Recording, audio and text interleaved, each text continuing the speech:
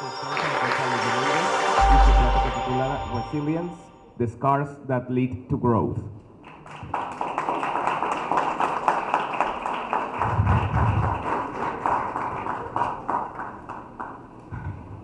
When I was 8 years old, I was grocery shopping at the supermarket with my mom when we saw this girl come in.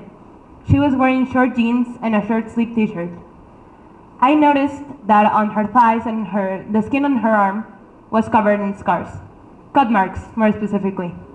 I didn't know what had happened to her, and it wasn't the kind of person I was used to seeing on the streets. So I asked my mom, "Hey, do you know what's wrong with her? Is she okay?" She looked at the girl, then took one look at me, and changed the topic. That's where I understood that that wasn't something I was supposed to be talking about, or someone I should be addressing. However, I grew up, and the girl with scars on her arm was me. I started self-harming when I was 11 years old. And I know what you're thinking, what most people think. Self-harm just happens to people who are crazy, alone, isolated, or have nothing good going on in their lives. However, this wasn't my case at all. Actually, I remember one of my biggest relapses when I was 13 years old. I had just come home from hanging out at the mall with my friends. And that one night, I cut into deep and ended up at the hospital. I woke up in a hospital bed with my mom looking at me, and she asked, "Why do you keep doing this?" It's a valid question. I mean, what takes a person suffering to be so bad that they feel the need to harm themselves? I didn't answer because I didn't know the answer. And after years of reflecting, researching, I found out that people self-harm because of plenty of reasons. Many of them do it as a cry out for help, a way to cope, or to control themselves when things don't go their way. This still wasn't my case. It was different for me. You see, when you hear an inspirational story, it's usually someone overcoming a challenge that takes away from them in a physical way. An illness, an injury, something tangible. I didn't have that. I just had my feelings and the way things felt in my brain.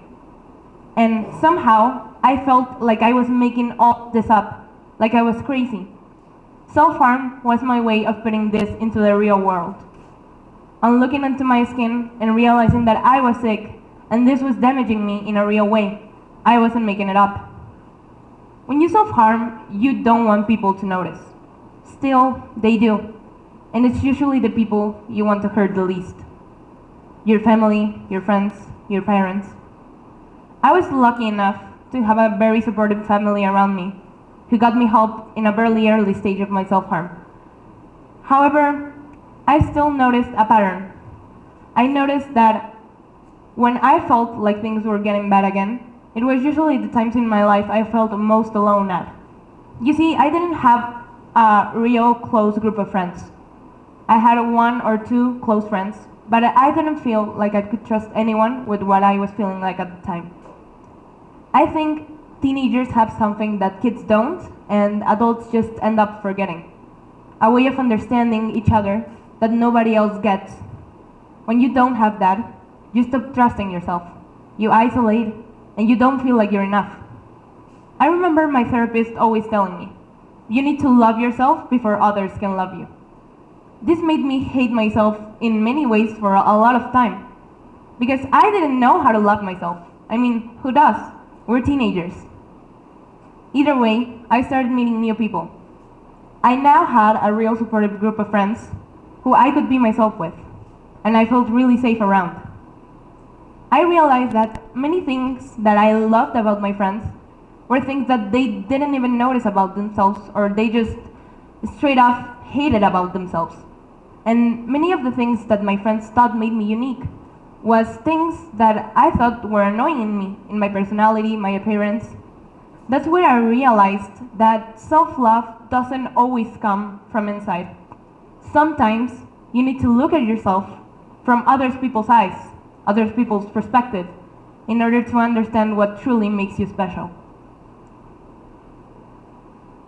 If I could talk back to that 11-year-old girl, that 11-year-old me, who thought her world was falling apart from telling her to surround herself with the right people, I would like her to have a space where she was seen, heard in a real way.